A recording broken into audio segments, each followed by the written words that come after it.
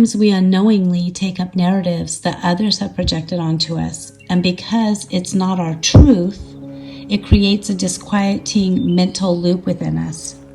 It is not until we give ourselves space to truly express our feelings and look at the thought loops and let go of what is not true for us that we can finally feel the release and the clarity that comes with walking in our own unique truth and essence.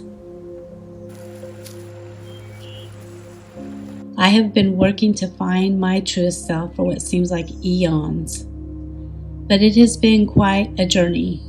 So many cathartic moments of grief and despair, so much adventure, mystery, and magic as I have witnessed my soul slowly unfold in a treasure house of beauty, light, and love. Somewhere between grief and rebirth, between moss and memory, I begin to feel a new version of myself emerging. This new version is not fabricated but formed, layer by layer, from all the parts of me I had once hidden, silenced, or left behind. Her name came in this sacred season of reclamation, Alariën, a co-creation meticulously shaped through soul listening and drawing from the well of my truest, highest self, a name that didn't just fit, it called me forward. Alariën is not a fantasy. She is the embodiment of who I've always been, beneath the stories, the survival, and the sorrow. She listens to the trees. She touches the earth with reverence. She dreams new worlds into being. I didn't find her. I remembered her. And I chose her. And in doing so, I finally chose myself. March was truly magical. I set an intention to tune into the healing shades of vibrant greens that carpeted the earth here in Northern California, and it amplified the magic around me. I walked with my dog both during and after the rains through the green belt that runs along the creek outside our apartments. The birds are so lively with melodic song, and the turkeys gobble and echo through the area I now claim the realm of Loria.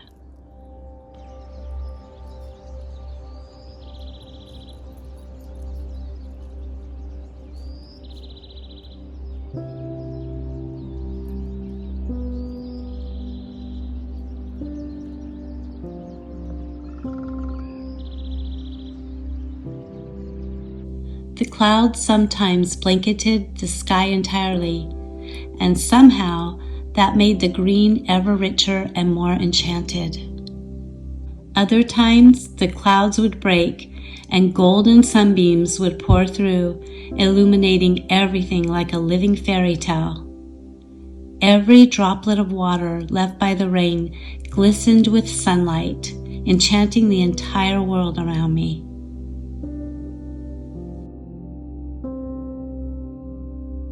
There were not many people around, and my love for Mother Earth overflowed in ecstasy, and I swear the fairies were tempted to let me see them.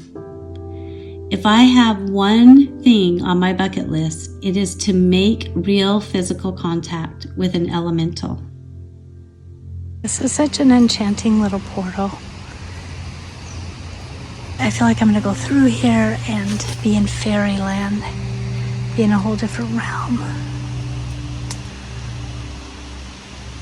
Emotional alchemy begins in the sacred hearth of the imagination, where feeling becomes frequency and the unseen begins to shimmer into shape.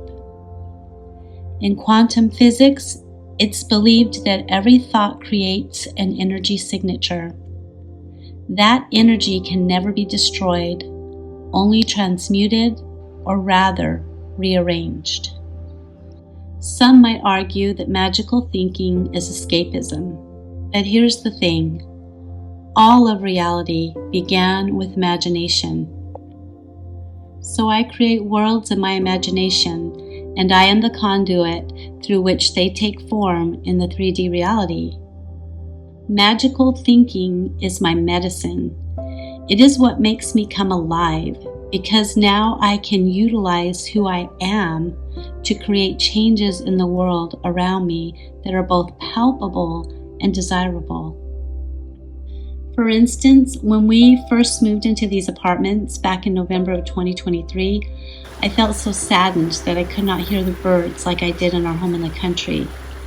I was grateful for the lovely green belt outside of our apartment complex. It was a perfect place to walk my dog in nature on a regular basis. But aside from a few squirrels, turkeys, and deer, it felt quiet, muted. I would hear faint, far-off bird chirps now and again, but I missed waking up to the liveliness of nature that I was so accustomed to in our home. But I decided that this was a perfect opportunity to practice my own magic.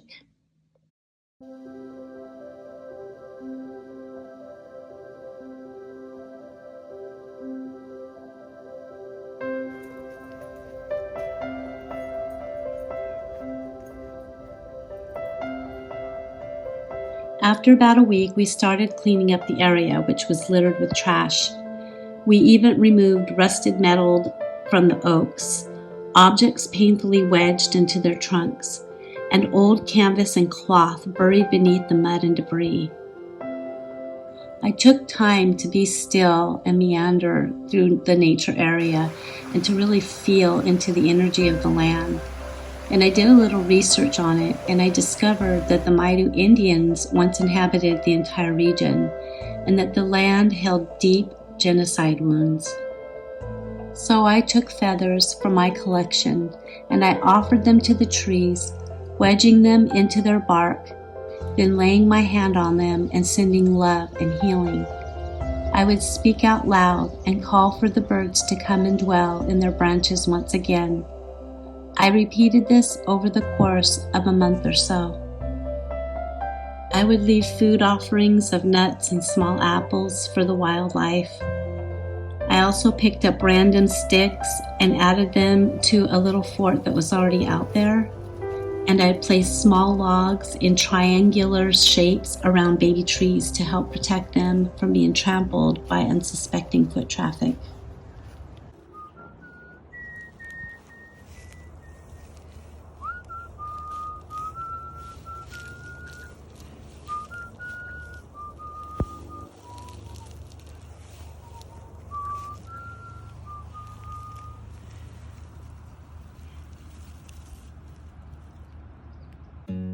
I found a large rock that I brought home, and I painted it gold, and I marked it with a fairy symbol, and I nestled it beneath a young oak tree.